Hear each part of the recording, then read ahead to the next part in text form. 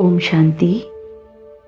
मुझे ऐसा लगता है कि आज का सत्य अनुभव बहुत सी उन लोगों के लिए है जो अपनों के चले जाने के बाद ज़िंदगी जीना भूल जाते हैं, मायूस हो जाते हैं और अनजाने में अपने साथ साथ अपने स्वर्गीय प्रियजन को भी अथाह दुख के सागर में नित्य डुबोते रहते हैं।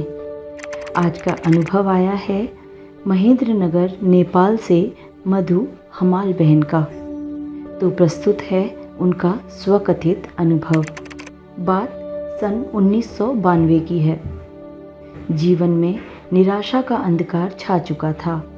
मैं गुमसुम सी रहने लगी थी क्योंकि मेरे इकलौते युवा पुत्र ने शरीर छोड़ दिया था। बचपन से ही उसमें बहुत सारे अच्छे गुण थे। क्रोध करना तो वो जैसे जानता ही नहीं था। तन और धन से ज़रूरतमंदों का सहयोग करता था। उसके जाने के बाद जैसे मैं विक्षिप्त सी हो गई। मेरी बेटी की 13वीं पूरी होने के बाद 15वें दिन वो मेरे सपने में आया। उसने मेरे हाथों में चमेली के सफ़ेद फूल भर दिए। उन सफ़ेद फूलों के बीच में था अद्भुत दिव्य गुलाब का फूल, जिसके चारों ओर गुलाब के फूल चढ़े थे। उसने मुझे एक विशाल शिवलिंग दिखाया और बोला, मम्मी यह फूल इस पर चढ़ा दीजिए। मैंने उस विशाल शिवलिंग पर वे फूल चढ़ा दिए और उसकी पंखुड़ियाँ एक घर के अंदर दीवार पर बनी हुई मूर्तियों पर चढ़ा दी। उसके बाद उसने हाथ जोड़कर कहा, मम्मी अब मुझे छुट्टी दीजिए। अपने मन में शांति रखिए और मुझे शांति से जाने की अनुमति दीजिए। मैं अपने बच्चे के चेहरे पर इतना तेज, इतनी शांति देखकर बहुत शांत महसूस करने लगी।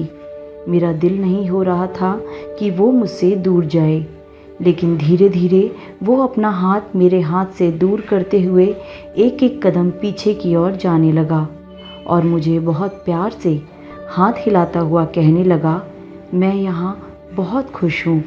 अब तुम अपना ख्याल रखो मम्मी, दुखी मत हो। मैं अपने घर आ गया हूँ। अब मुझे छुट्टी दो, मुझे बस जाने दो। और अचानक मेरी नींद खुल गई। नींद से जागने पर मैं बहुत हल्का महसूस कर रही थी।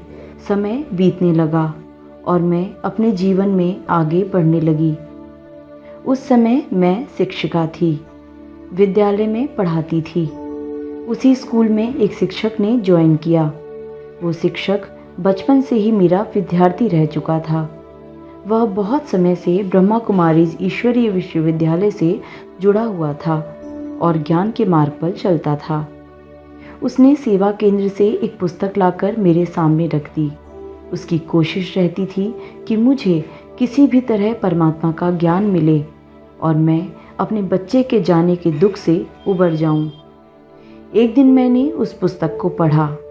एक जगह पर मेरी दृष्टि अटक गई। उसमें लिखा था, यह सृष्टि एक नाटक है जो बार बार रिपीट होता रहता है। जो बीत गया वो फिर कल होगा, जो अभी हो रहा है वो 5000 वर्ष पहले भी हुआ था और फिर भी होगा। यह बात मेरे दिल को छू गई। मैंने उस शिक्षक को कहा, मुझे आज ही ओम शांति सेवा केंद्र ले चलोगे? स्कूल के नज़दीक ही किराए के एक घर में ऊपर की मंजिल पर सेवा केंद्र था। सेंटर वाली दीदी मुझे बाबा के कमरे में लेकर गईं।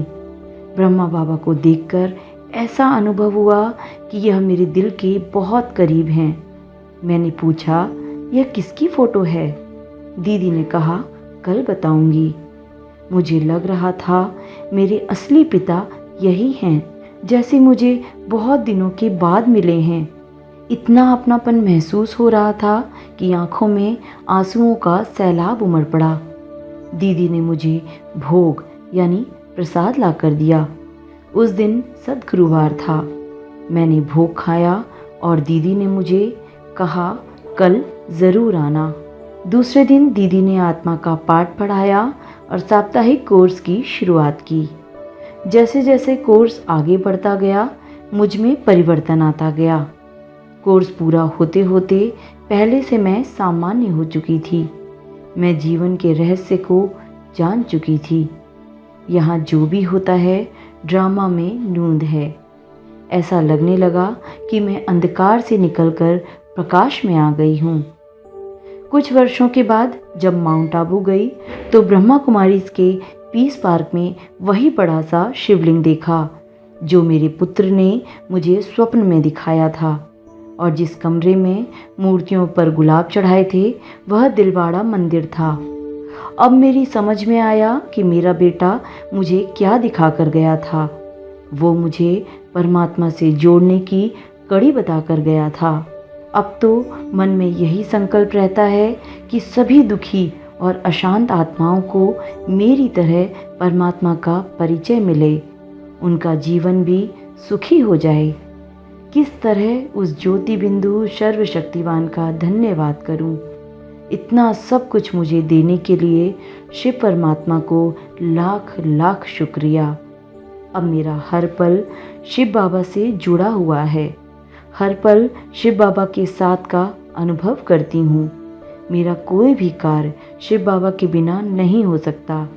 वही मेरे मन के सच्चे मीत हैं। मैं परम भाग्यशाली आत्मा हूँ। ओम शांति।